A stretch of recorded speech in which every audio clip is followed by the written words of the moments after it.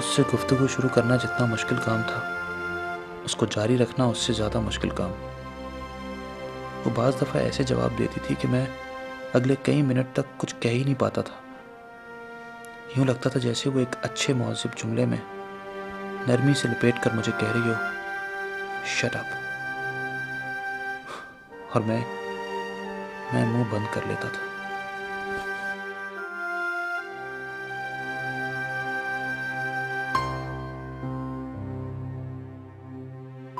बाज़ दफ़ा मुझे लगता था कि वो मेरे पास होते हुए भी मेरे पास नहीं होती, कहीं और पहुंची हुई है। कहाँ? क्या सोच रही हो? कुछ नहीं।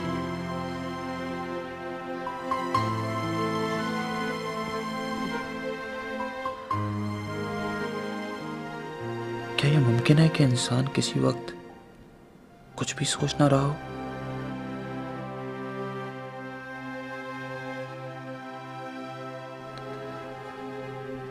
हमारी शादी को 6 माह हो गए थे।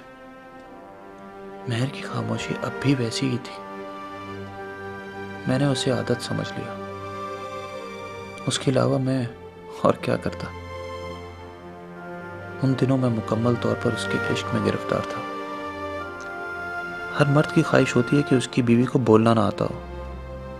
मैं पहला मर्द था जिसे ये खूबी ही सबसे बड़ी खामी लग रही थी। वो अच्छी बीवी, अच्छी बहू थी। मेरा और ममा का ख्याल भी रखती थी। मगर बस खामोशी खामोशी थी कि ख़त्म ही नहीं होती थी। और जब ये ख़त्म हुई तो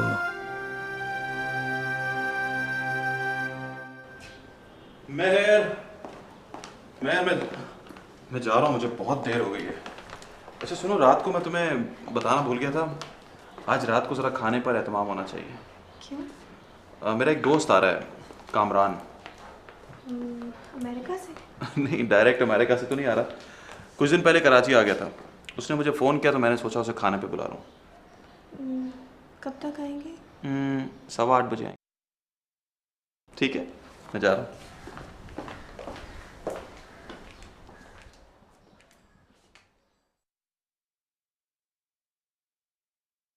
अरे भाई, शादी कर ली, इससे बड़ा प्रैक्टिकल जोक और क्या होगा। भाभी मैं इसका एक कारनामा सुनाता हूँ। एक्सीडेंट वाला। एक्सीडेंट वाला वही। सुना। हाँ भाभी, ये अल्ट्रा मॉडर्न लड़की को बहुत पसंद करता था और सीधी सादी बुर्के वाली लड़कियाँ उसको बिल्कुल पसंद नहीं थी। और इस भाई को उन लड़कियों से उतनी ही अकीदत होती थी। एक दिन ही मेरे घर आया और मेरे घर से उसने कहीं फ़ोन किया, लेकिन लाइन कहीं और मिल गई। दोनों लड़कियां आपस में बातें कर रही थी। एक लड़की ज़रा लिबरल किस्म की थी और दूसरी जो थी बड़ी दीनदार टाइप की ना। वो उसको नसीहतों पे नसीहतें किए जा रही थी कि कभी किसी से दोस्ती ना करना, ये काम गलत है, ये गलत है, वो गलत है ना। हम दोनों फ़ोन पर उनकी बातें सुनने लगे। कई दिन ऐसा होता कि रात के वक्त एक दोस्त का फ़ोन मिलाते तो लाइन उनसे मिल जाती थी। ये हमारा लक था भाई। वैसे मैं उस लड़की की नसीहतें सुन सुन के तंग आ गया था, मगर कामरान बड़ा मुतासर था।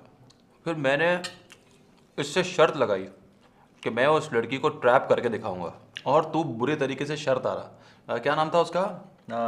मिमी। मिमी।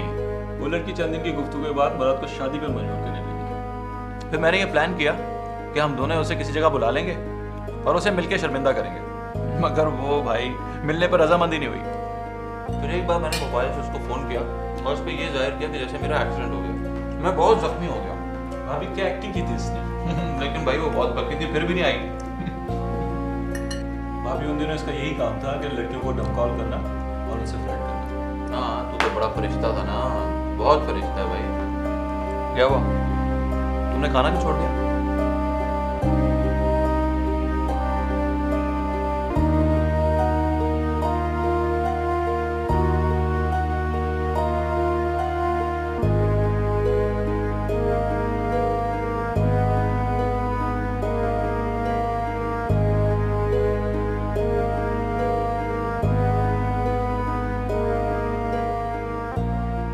याद लगता है भाभी नाराज हो गई। आज से पहले कभी मुझसे नाराज नहीं हुई। लेकिन लगता है आज इस दफा जरूर नाराज हो गई।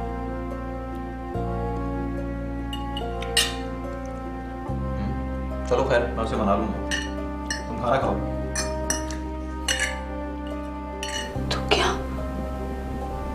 कोई भयानक ख्वाब था जो खत्म हुआ है,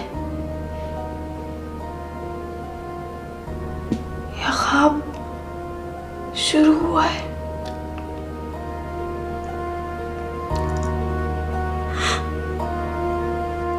तीन साल बाद मुझे आज अल्लाह एक बार फिर याद आया,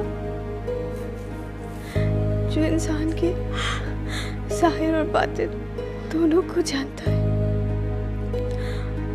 और दोनों को अया करने की कुदरत रखता है।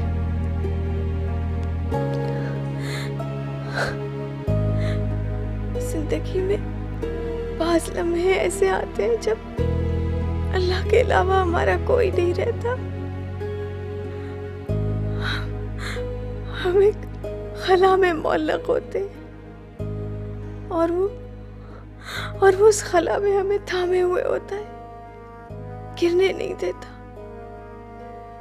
कोई अल्लाह से बढ़कर रहम करने वाला होगा, वो जिसने 3 साल पहले उस शाम मेरे सारे रास्ते मसदूद करके मुझे घर से नहीं निकलने दिया, मुराद के सामने जाकर जिल्लत नहीं दी, मेरी ज़बान गुम करके मेरे माँ बाप के सामने मेरी इज्जत रखी, और फिर उसी शख्स को मेरा मुकद्दर बना दिया, जिसके लिए मैंने दुआ नहीं जिद की थी। मैंने वो पाया जो चाहा, तो फिर आज मुझे अपने इस इंतखाब से घिन क्यों आ रही है?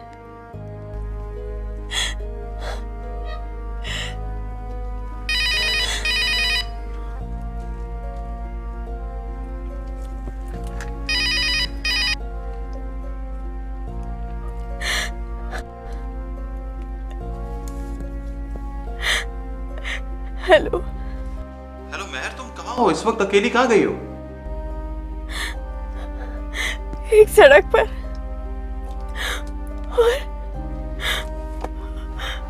और वो सड़क मेरे घर जा रही है, और अब मैं दोबारा वापस तुम्हारे घर कभी नहीं आऊंगी। इतनी नाराजगी तुम? मैंने अपनी जिंदगी के 3.5 साल जिस शख्स की मौत के शोक में गुजारे, उस शख्स के लिए मैं सिर्फ एक प्रैक्टिकल जोक थी। तुम क्या कह रही हो महर? मैं बीवी बात कर रही हूँ। क्या हक पहुंचता था तुम्हें किसी की पारसाई को जज करने का? तुम क्या खुदा थे? महर, मैंने गलती की थी